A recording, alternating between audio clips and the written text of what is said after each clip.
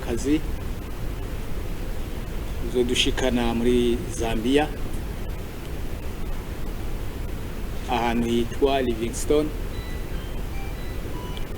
Tugiye mu rugendo rujanye ihuriro ry'Abashingamateka muri CIRGL muri kano karere k'ibiyaga binini.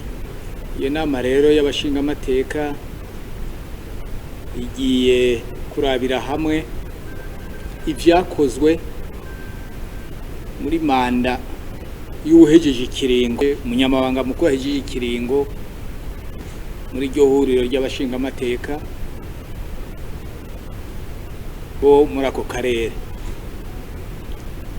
No kuvuga rero iyo umuntu arangije ikiringo uca mwumva ibirimo, no kuraba ivyakozwe,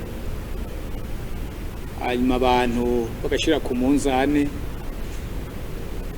bakaraba n'ibyo guhindura inzego kugira ngo noneho bace baraba n'ibiri imbere ibizokogwa ibizorangwa mu kingo gikurikira. Nivyo rero tugiye gukora muri runo rugendo.